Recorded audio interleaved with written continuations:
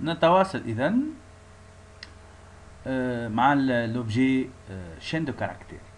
دونك إذا كان تبدأ عندك chaîne de caractère باش نشوفوا كيفاش نتعاملوا مع chaîne de caractère، شنو هما لي فونكسيون اللي يلزمنا نعرفوهم كيما في الباسكال.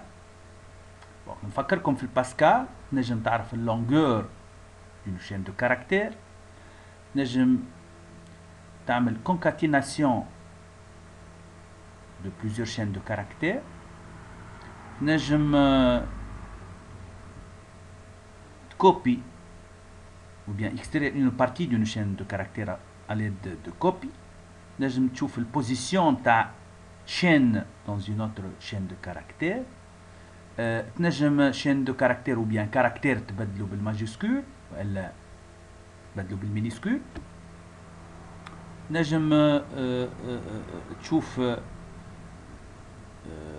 l'élément numéro i dans une chaîne de caractères. Donc tous ces fonctions que vous avez vues au niveau du langage Pascal, quel est l'équivalent نتاعو في JavaScript. Donc pour cela on va créer un formulaire.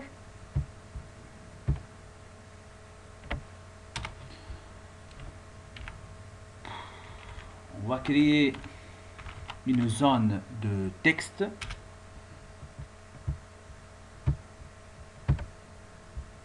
باش نسميوها par exemple ch كيما chaîne،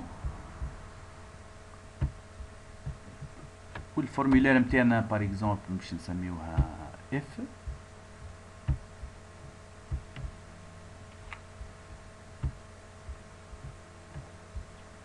نخدمو على ايفينمون اخر par exemple المره هذه.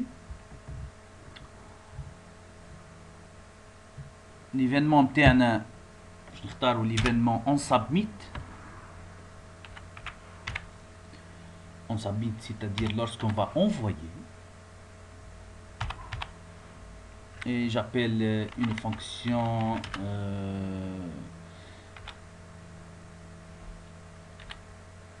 booléenne qui va retourner true ou bien false. Donc l'événement on submit va être appelé lorsqu'on va envoyer les informations saisites. Donc si la fonction affiche retourne vrai, les informations vont être envoyées, sinon on va rester sur place. Je vais définir ma fonction. Donc toujours j'insère mon script, mon JavaScript ici, égale JavaScript. Et je vais écrire ici le code de cette fonction. Donc, function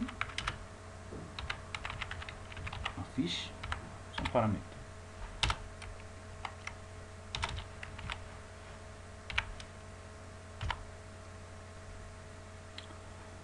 Donc je vais récupérer dans une chaîne ch1 la valeur de ch. Donc document, l'objet le plus extérieur, document point. Ensuite dans le document je trouve le document formulaire, le formulaire qui s'appelle f. Dans le formulaire j'ai une zone de texte qui s'appelle ch que je vais récupérer sa valeur. Maintenant je travaille avec ch1 pour ne pas à chaque fois écrire document.f.ch.value. Si je veux maintenant afficher la longueur de cette chaîne, alerte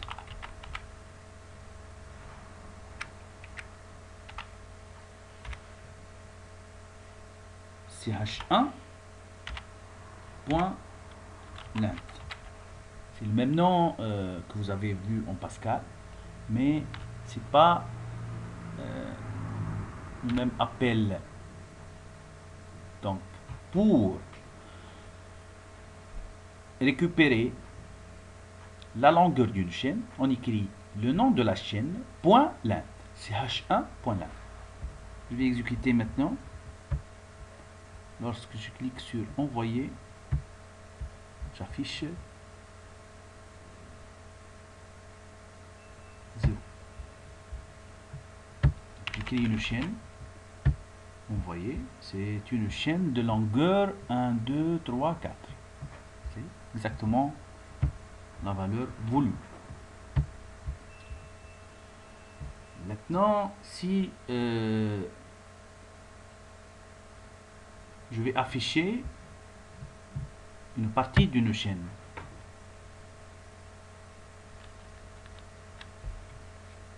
c'est-à-dire en utilisant la fonction copy en Pascal, c'est ici ch1.sub string entre parenthèses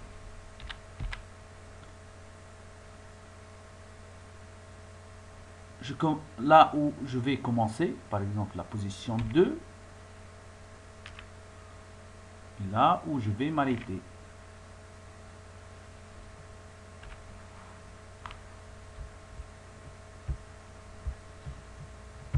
Par exemple, si j'ai une chaîne dans laquelle j'écris bonjour,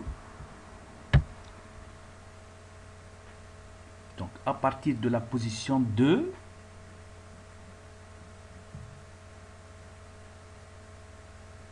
jusqu'à la position 6.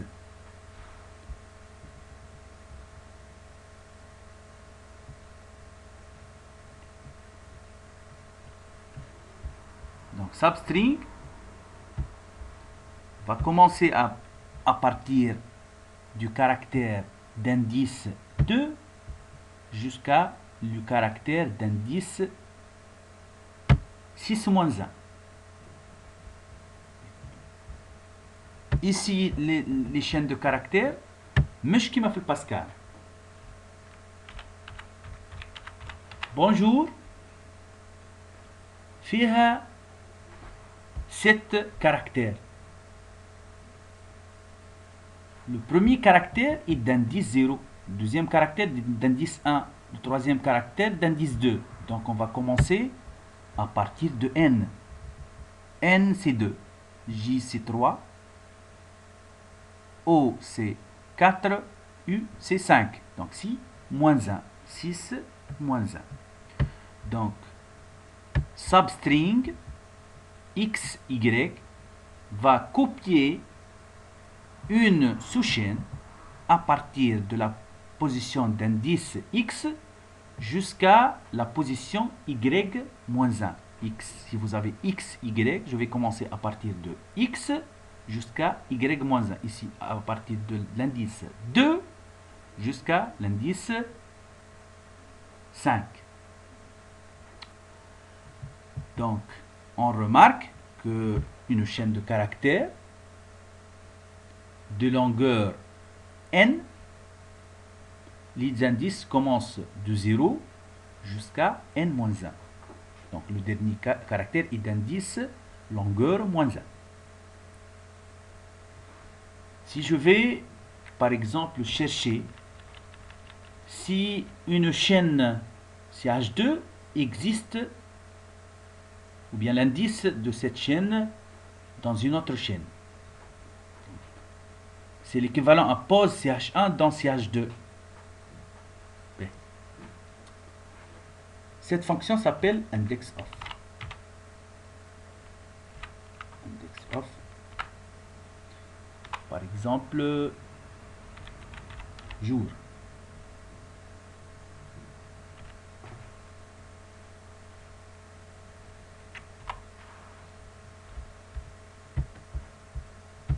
Si j'écris bonjour et je clique sur envoyer, donc jour commence à partir de la position 3. Donc 0, 1, 2, 3. Si j'écris par exemple baccalauréat, Donc la fonction retourne moins 1. Je constate que index of, donc ch1.index of ch2 retourne moins 1 si ch2 n'existe pas dans ch1 et retourne un entier supérieur à moins 1 si ch2 existe dans ch1. Si je veux maintenant afficher le caractère qui se trouve à une position i, par exemple si vous avez i égale à 4,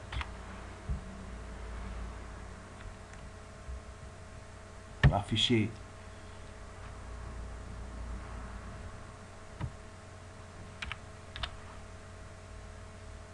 le caractère qui se trouve à la position d'indice 4, donc j'écris ch1.char at entre parenthèses i.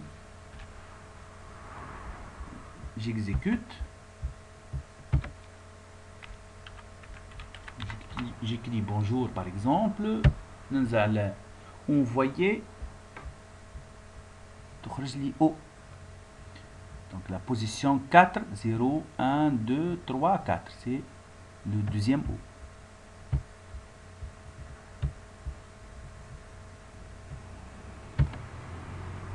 Si je veux afficher le caractère qui se trouve à la dernière position, donc il faut écrire ch1.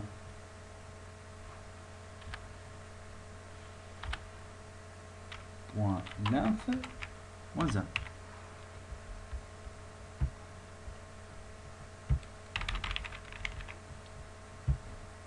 Donc c'est vraiment le hash.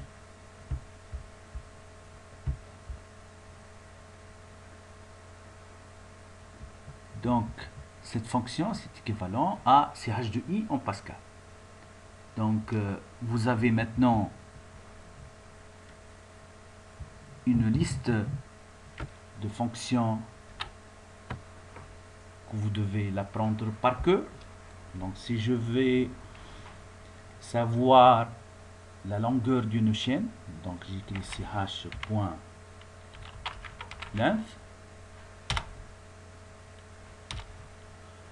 Si je veux chercher la position d'une chaîne dans une autre chaîne, c'est ch.index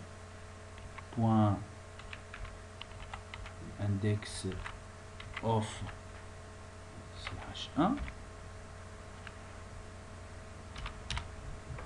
Index of s'écrit avec O majuscule, index of. Donc index of retourne moins 1 si ch1 n'existe pas dans ch, et elle retourne un entier supérieur strictement à moins 1 si ch1 se trouve dans ch. Si je vais extraire maintenant une chaîne de ch, donc ch.sub string x virgule y. Donc substring x virgule y va retourner une sous-chaîne qui commence à partir de l'indice x jusqu'à l'indice y-1.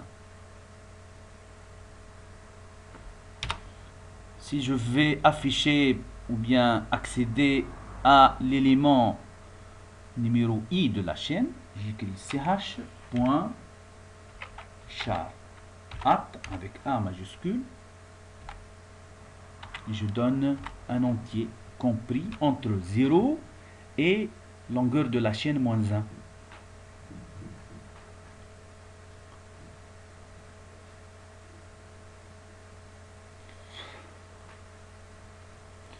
Voilà pour les chaînes de caractères. Il y a d'autres fonction, une autre fonction très importante, c'est la fonction isnan.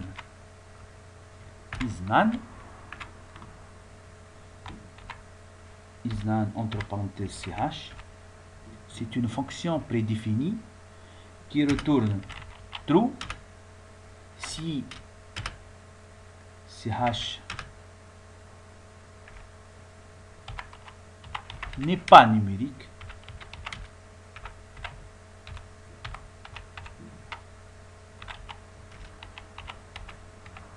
et false sinon. Donc isnan permet de vérifier si une chaîne ch est numérique ou pas. Numérique, c'est-à-dire réel ou bien entier, c'est-à-dire décimal ou non. Et voilà pour l'objet chaîne de caractères. Donc vous avez length, index of, substring, char at et isnan.